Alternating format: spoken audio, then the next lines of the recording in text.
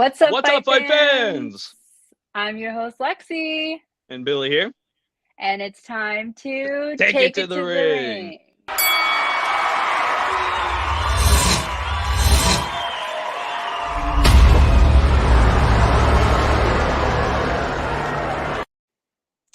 So today we are going to be reviewing NXT UK. We've got a lot to talk about. Yeah, very cool episode. I like this one. As far as all the UK episodes I've watched, not the best, but still a really solid episode. I think it was better than last week. I have to agree. Honestly, I think we've been doing this, 2 weeks now for NXT UK. Last week was my first time watching it. And it's definitely a different ball game, I have to say. I'm used to the speed, pace, and all that kind of stuff from AEW, and it's definitely a different change. I think it's gonna grow on me to like it, but I'm still Yeah, I mean, I think Teoman and we were kind of talking about it. The style in general is much more traditional wrestling, and we were talking about that a little bit last week. So when you think about more traditional, it is more explosive, it is more technical, and the pace is pretty fast. So it's not as I don't want to use coordinated. It's as compared to WWE, it's WWE style is a lot more athletic. You see a lot of fancy stuff that's very creative and stuff that you don't traditionally see. Where you go to UK NXT, it's more of that traditional old school wrestling, and that's what you see here. And I like that because it's brutish. Yeah, absolutely. It's tough. So we go with the first fight card of the night, which is French Hope, Amale. Is that how you say her name? Amale or Amale? Amale versus Nina. Yeah, so this kind of fight started, because of they had some beef last week. Yeah, I realized that, and there was they continued their beef on Twitter. I was checking it out, and it wasn't much, but there's always some sort of Twitter banter, and you're my source for Twitter news. I don't follow Twitter, so I'm going to leave that to you. You keep all the Twitter drama and keep me up to date. I like it. I will. Now, it was kind of nice seeing, a more veteran NXT UK wrestler like Nina really go up against the newer Amale. And I think this is her third or her fifth fight we've seen in UK, and she's the up and comer. So she's kind of been catching a lot of crap from some of the other girls. They see her as a threat, so they're trying to nip it in the butt. And she's only had 5 fights so far. Yeah. But she's a tough girl, and she's got no fear, and she makes sure she shows everyone who is boss. Yeah, I mean, this match started, like we said, their beef from last week definitely trickled into the passion and the anger that was of this match. So Amale, she's ready to put the foot down. She's ready. She's not soft, and she's ready to show all of NXT universe she's here, and she's tough. And I mentioned last week she's the first wrestler to come from Paris, France. So she's kind of representing the entire region, and she has that on her shoulders. The bell rings, man, and these two ladies come out fighting, man. They are just on top of it, and Amale just nails her with this big, powerful shoulder tackle and just turned her inside out. I mean, Nina's feet were straight up in the air. She looked like the Wicked Witch underneath the house, just straight up. It was great. And Nina's no buttercup. She's tough. So it was kind of funny to see her get turned inside out like that. Yeah. And there was a back and forth for a few minutes there, kind of a slower pace in the match, but Nina did, take it for the most part in terms of dominating that section, I feel like. Yeah, kind of, they were slow start. She did as best she could, but I mean, Amale has something to prove. Now, Nina did start to pick up the pace a bit, though. She's really showing some aggression and was kind of getting pissed off and just pulling hair and doing some dirty stuff, and kind of popped Amale a couple times in the face with some good strikes. She did. You can really tell she was very pissed off like the whole time. Like, Yeah. I don't think I've seen a wrestler that's like in the ring that pissed off. Like, you know, there's a source of anger because, you know, they're going up against one another and that's like the whole purpose of it. But she genuinely seemed angry. And you Like, don't really see that from her either. She has her little peppy no. show, you know, the Nina shows she does backstage.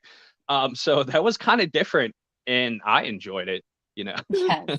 And what about that clean backbreaker that Nina landed? I mean, Amale felt that one.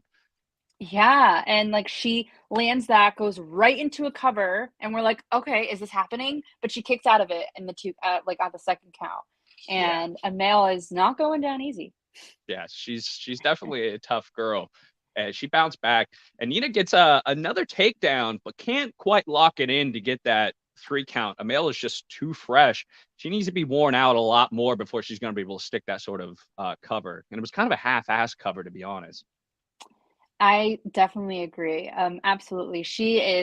You need a strong takedown for Amale because she's just full of power. I really want to know her workout routine because I'm thinking I want to be that strong. She's big. Like she kind of looks, she's still very feminine, you know, but you can tell she has it, you know, it's just strength. You know, and Amale gets a really strong takedown and transitions right into this fantastic cover.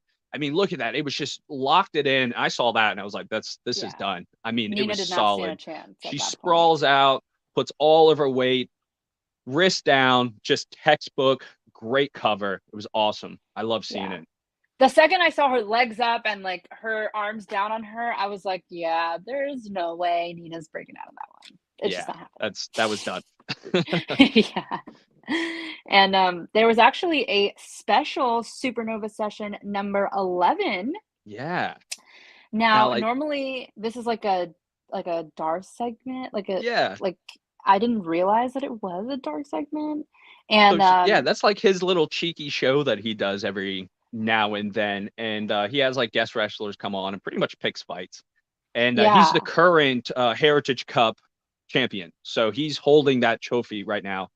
And the Coffee Brothers kind of just like took it over and hijacked it, and I was kind of shocked. And so you had both the Coffee Brothers and Wolfgang and just trashed it. There were like beer bottles everywhere, there's confetti.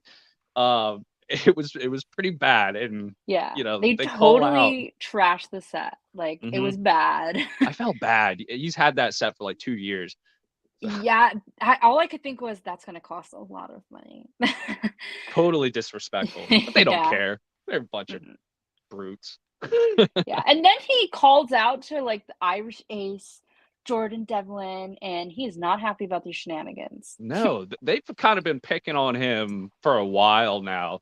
They've stolen his jacket, and again, just more disrespect. Wearing his jacket out into the ring, stealing his glasses, not returning them. And it's kind of funny. He's like, he told me, he's like, you know, I never got my jackets back or my glasses, and you stretched out both of my jackets with your fat back, like.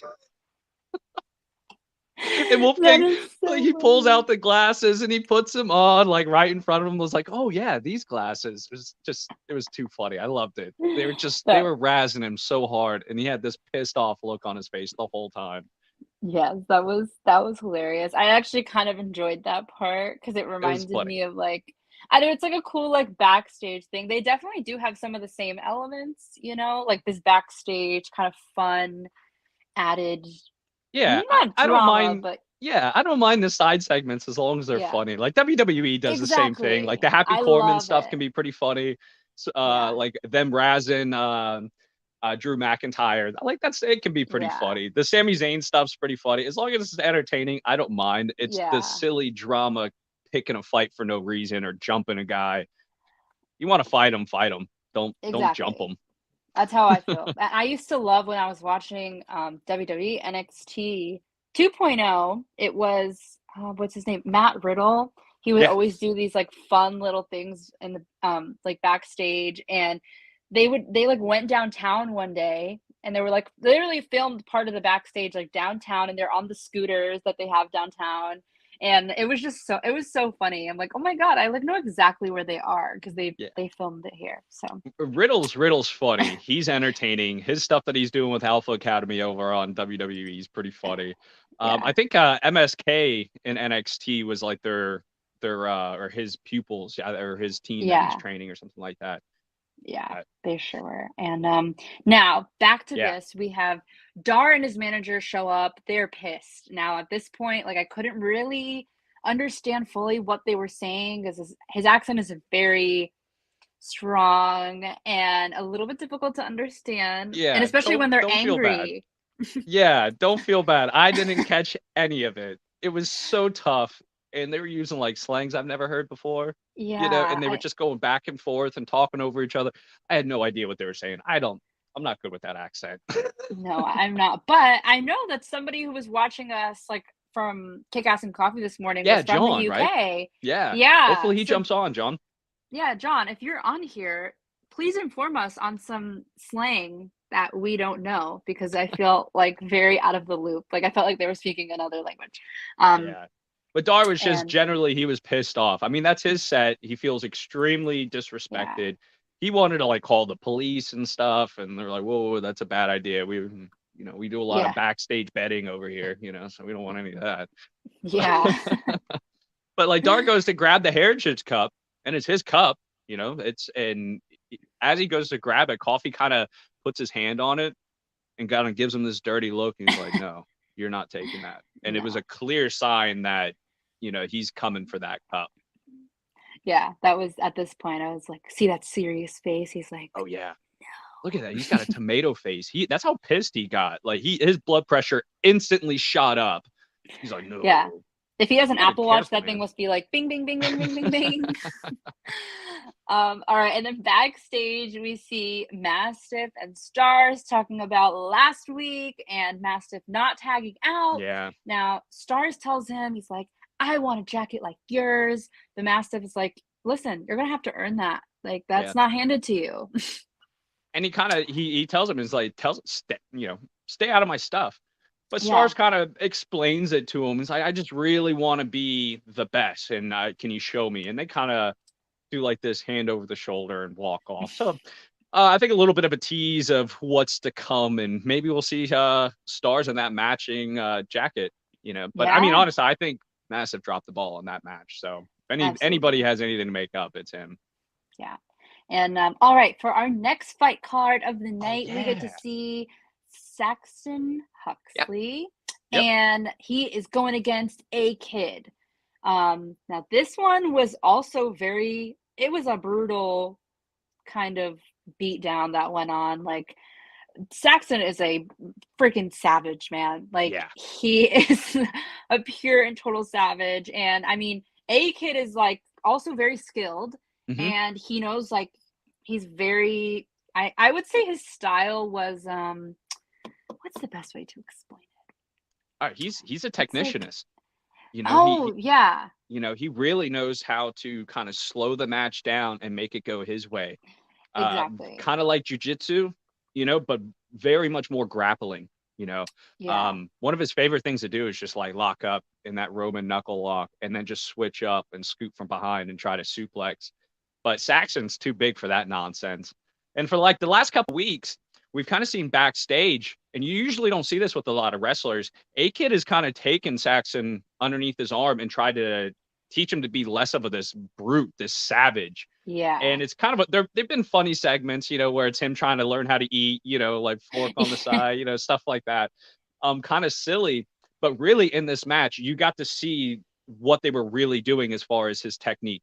So rather than just going out there and just being this savage animal that he is, and he's huge and he's silly strong, he really slowed it down. And I bet A-Kid was kind of regretting that in this match because he was getting manhandled by A-Kid. Slamming his head down to the mat multiple times, just beating the crap out of the poor guy.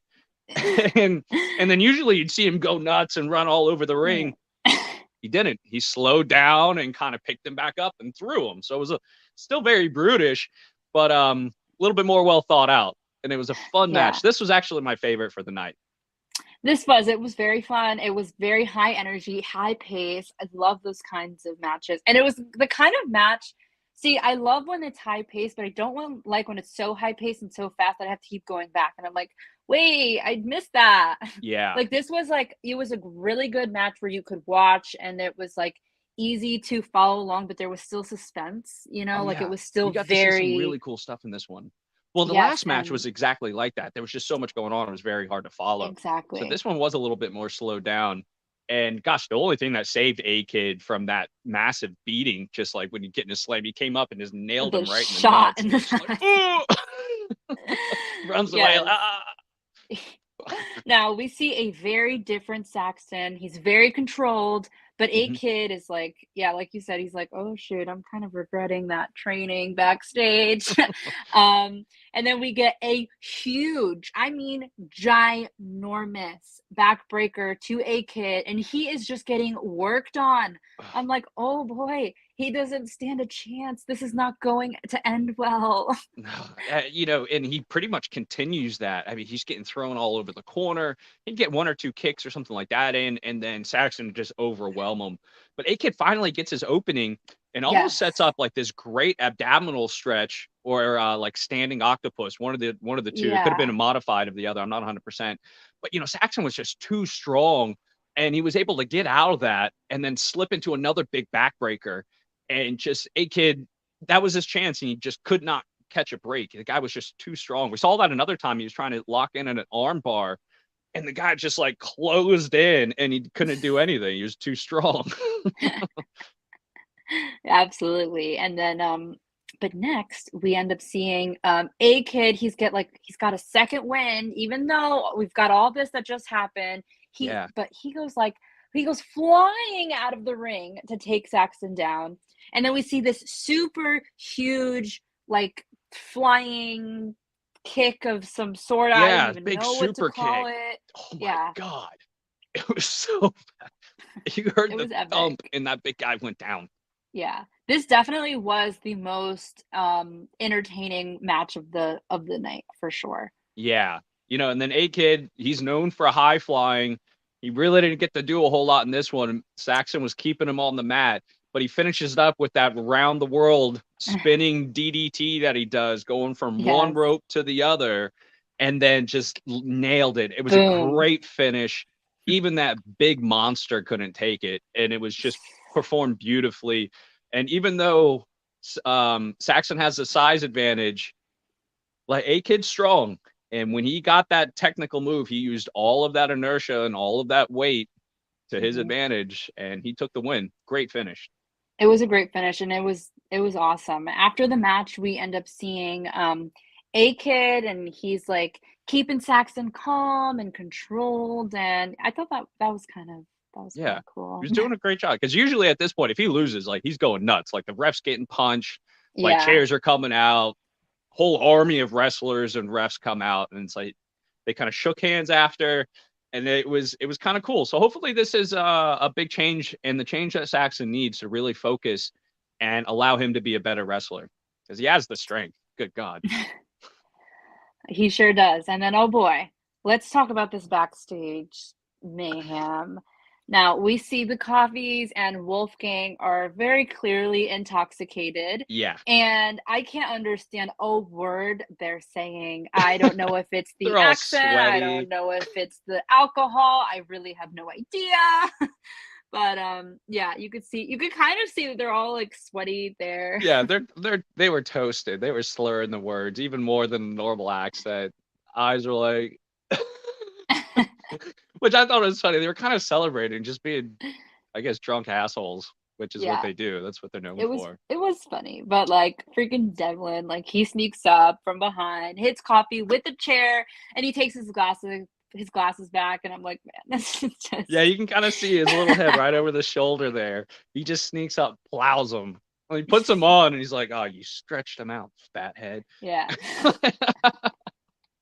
And he's just on the ground, probably half drunk and knocked out and just not going anywhere, just rolling. Ugh.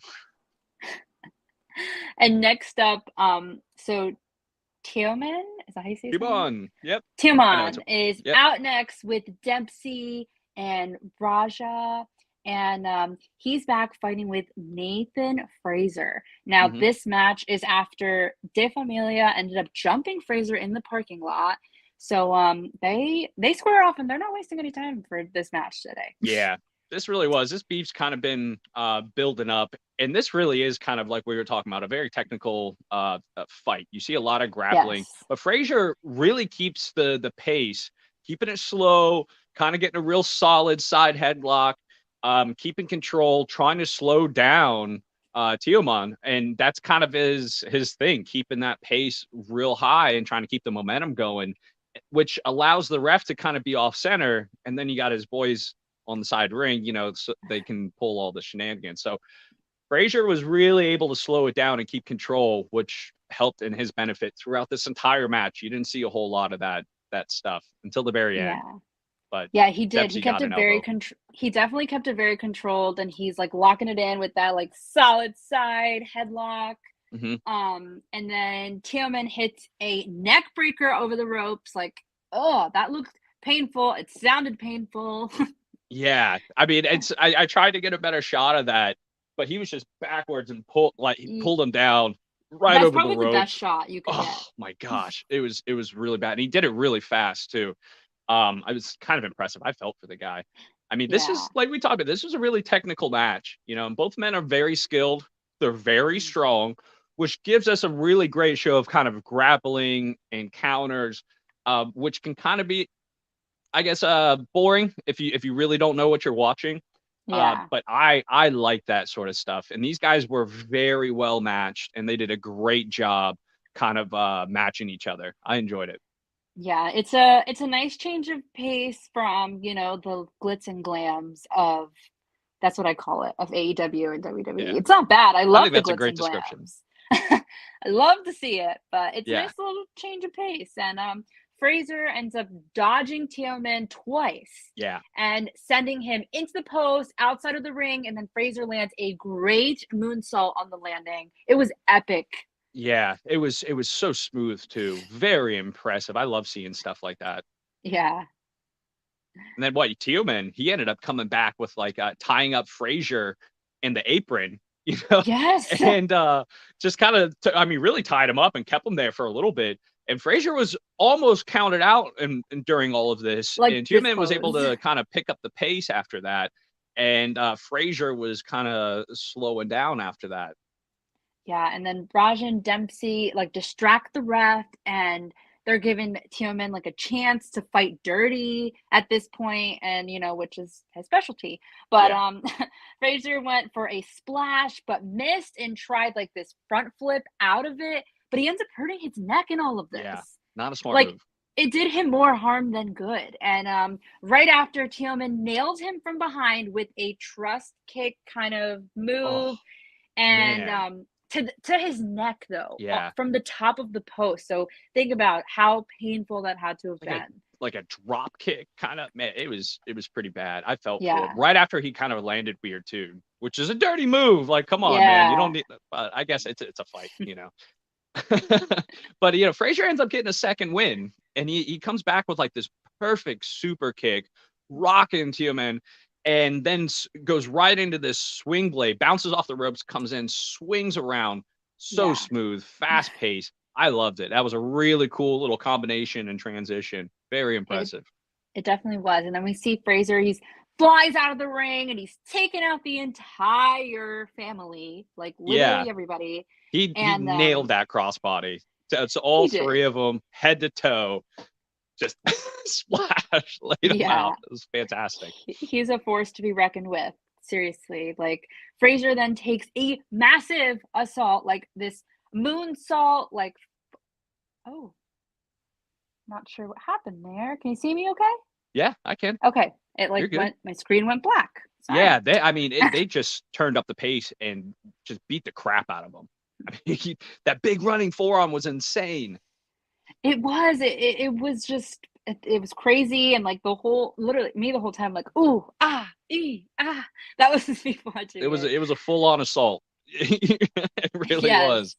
And then Frazer comes back, landing a crazy flipping spin sort of. I don't even know. Oh, that's the crossbody. Yeah, the last one.